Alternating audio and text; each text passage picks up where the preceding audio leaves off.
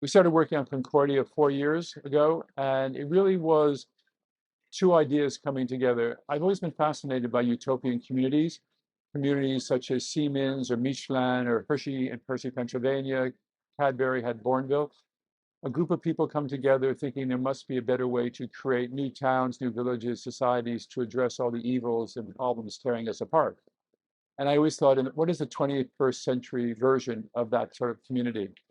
And then I thought I had a very interesting meeting with my doctor who was talking about a lot of advances in medical technology. And he said to me, he really thought we were getting to a point where the advances in AI, in terms of monitoring people's health, it was going to be a new type of guardian angel.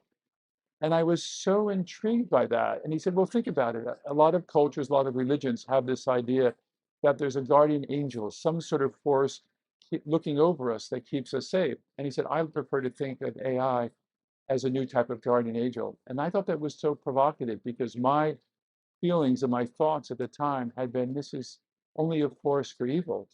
And I thought, wouldn't it be interesting if AI was at the center of this new community and to examine whether AI in itself was a force for evil or good, or was the people behind its exploitation and its use?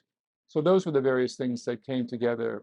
I mean, none of us realized 4 years ago when we started that we would be in the middle of this incredibly heated debate. All of these issues that surrounding AI that have a lot of people afraid, thinking, but Concordia is a little bit also about thinking, well, this is here to stay. What are we going to do with it? How do we use it to our benefit? And how do we protect against its abuses? So I'm playing Gianna Eriksson, who is actually the mastermind behind Concordia. She created Concordia, the whole idea about Concordia in her early 20s. So she is the leader and the founder of this citizen state. And we will meet her in the beginning of the series where a murder has happened at the border of Concordia. And I mean, you can imagine that that really puts her out of balance. And she has to struggle not only with the murder, but also with a new city, a German city, joining the Concordia family. And this is really, yeah, this is really challenging her, you know, still to lead Concordia and to keep everything in balance. And we will discover over the series how she is involved in the murder and what happened in the past in Concordia. And yeah, discover her as a character more. I play Thea Ryan, and she is like a crisis containment manager, which essentially means she's sent into places for big money people to contain crises. And what's great about her is for the audience, she's entering this world with fresh eyes too. She's never been to Concordia. It's its own state really, and nobody is allowed in unless they're part of it. So she is the audience's eyes really. She's yeah, but her MO is like to just solve this crime and contain it, not necessarily to hand over her findings to police or anything. So yeah, it's not the typical detective story at all. Well, the question was then, we didn't really want to have a drama that was dystopian. We didn't want to have a drama that was just revealing that AI was an evil force. But also, we needed a mystery, we needed a thriller. And the idea was, is there something about the creation of this community, something about the past that be something that the AI could reveal? So we kept thinking of ways to try to subvert the genre. And I'm not going to give it away, but that was really what fueled the idea was what's a way not to make the reveal being just the AI is evil. It's really an interesting and thrilling question. To be honest, I'm frightened of AI. I really avoided to read everything about it, to listen to any podcasts about it, or watch any documentaries. I'm really afraid.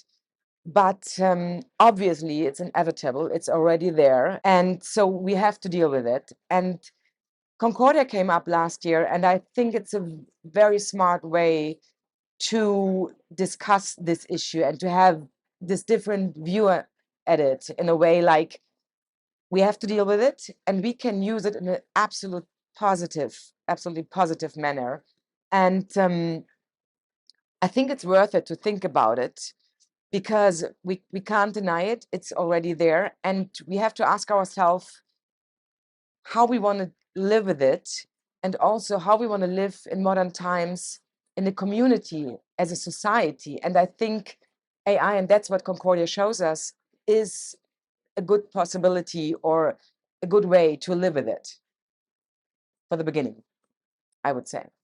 Interesting. I was talking about this. I did a Channel 4 show years ago called Humans, which was all about AI, and I played in AI. So I did my deep dive like in 2014, I think, where I really immersed myself. I went to universities, I worked with AI people, the top leading people in the UK, and read everything and watched everything, and I couldn't sleep. And I was like, oh my God, it's going to ruin the world. And nobody else seemed to be talking about it like people are now, which is brilliant.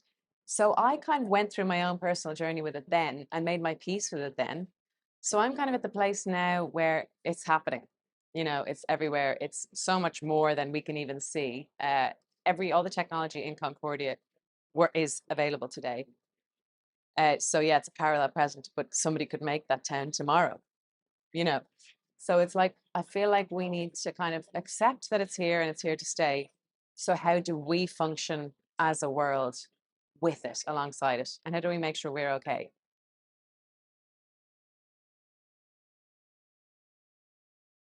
When I started Intaglio Films, when I was approached by Beta Films and ZDF Studios, I told them that if we were going to do international projects, they had to be defined by the subject matter. I didn't want to do shows in which we simply changed the nationality of the characters, we changed the locations to make them international. They had to be topics that people throughout the world would be talking about, and also there would be enough conversation about it that you would try to find projects also that would bring these people involved in the same issue together. And that was really how we've approached it. And I think also we've tried to make sure that if we do have this international group of characters, that we try to find something specific about each of their backgrounds that also speaks to something that people are talking about today. For example, in Concordia, we have Thea Ryan, who's Irish, living in London with her French husband, a pre-Brexit couple. And, you know, now 10 years into their marriage, her husband is no longer feeling welcome in the UK, and that's causing tension in the marriage and what concerning the future. So that was an example of, if we're going to have an international couple, can we reflect on something that maybe international couples are going through, something that makes it specific to the characters rather not just arbitrary. Think that reflects our world right now. That's what our world is about. It's globalized, and it's so interesting because I actually felt like that I had the privilege to work with all these international actors and actresses, and it's not only about Concordia or what the show shows that we have lived diversity in a way. It's also that we meet these people from the different countries, like Ruth Bradley from the UK, um, Achet from Saudi, Nana Blondell from Sweden, and we talked a lot, even after the work, after the shooting, about our personal backgrounds, our culture backgrounds, and it was so interesting because it really opens your mind and your perspective, and you really get to know each other, and you understand that we carry a lot on our shoulders, not the personal background, but also the background of our history and culture. But in the end, we are all the same. We are human beings and we have our struggles.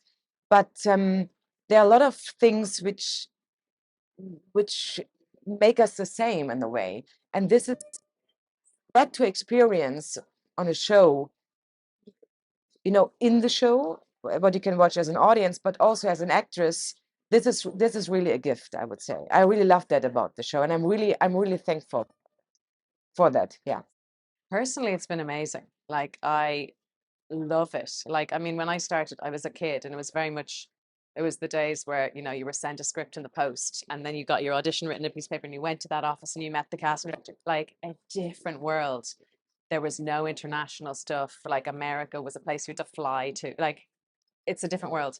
But it's been so beneficial because obviously my job is so tiny in this whole industry. I'm just an actress. That's my little forensic piece of work.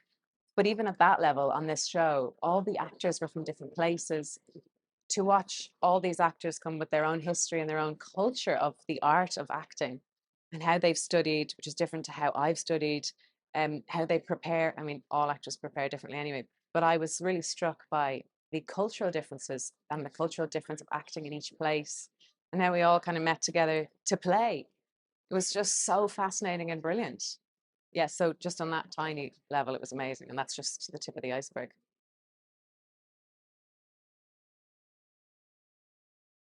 The team on The Storm was extraordinary. It was a very difficult project, very complicated, and also it was a project that kept developing.